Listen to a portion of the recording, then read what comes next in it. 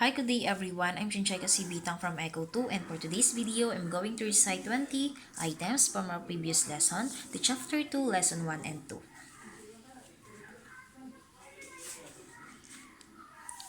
So, number 1 is the classical school, which is it is maintains the doctrines or psychological doctrines of hedonism or free will, wherein the individual calculate pleasures and pain in advance of action and um, and regulates his conduct by results of his calculations. The number two is the neoclassical school. Since the lunatics and childrens cannot calculate the differences of pleasures from pain, they should not be considered or regarded as criminals, hence they should be free from the punishment. Then number three is the positivist school.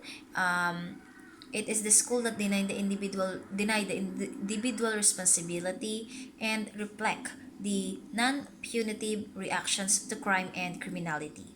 Then the criminals are considered as sick individual who need treatment by the treatment programs rather than punitive actions against them.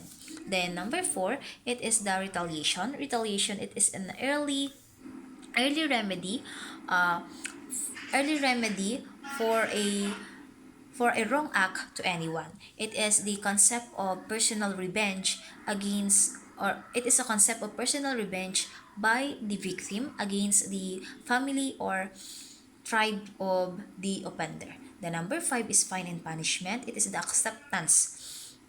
It is the acceptance of obedience in the form of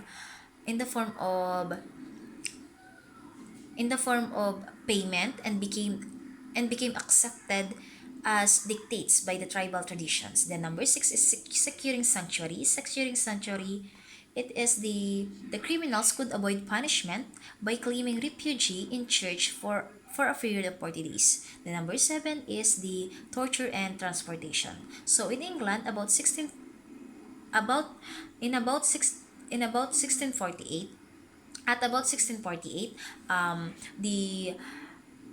the torture as a form of punishment was prevalent, and the transportations of criminals in England was authorized. The number 8 is death penalty. It became prevalent as a form of punishment during 17th to 18th century. The number 9 is gaols or jails. It is a pre-trial detention It is a pre-trial detention facilities operated in England. The number 10 is galleys. It is a long, low, narrow, single-deck ships propelled by sails, and it is a type of ships uh, used as a transportations of criminals. Number 11 is hulks.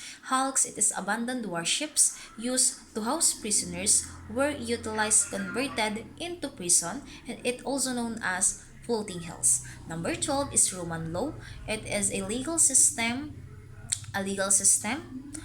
of ancient Rome, including the legal development is spanning a thousand of years of jurisprudence from the 12 tables to the Justinian Code. Number 13 is a Code of Ishuna. Uh, it is a codified code. It is a Marian code which forbid the accepting money or objects from the hand of a slave or making laws. Number 14 is Code of Lipit Ishtar.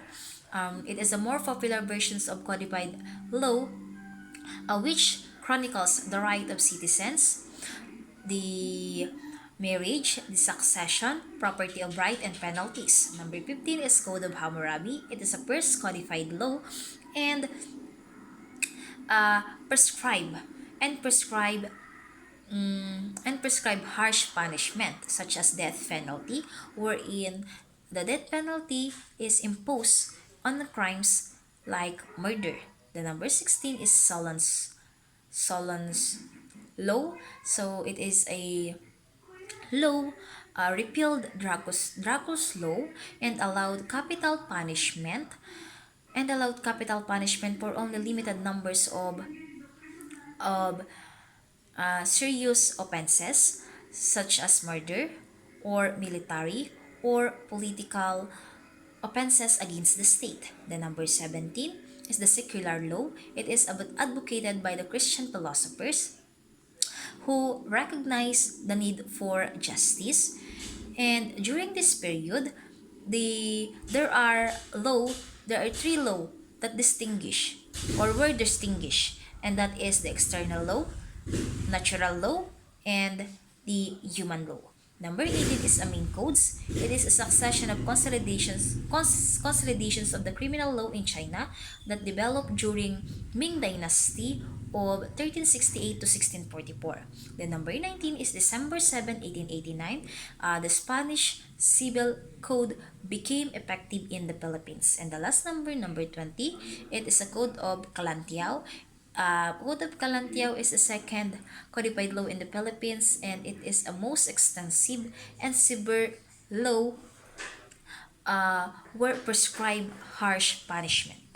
So that would be all, and thank you.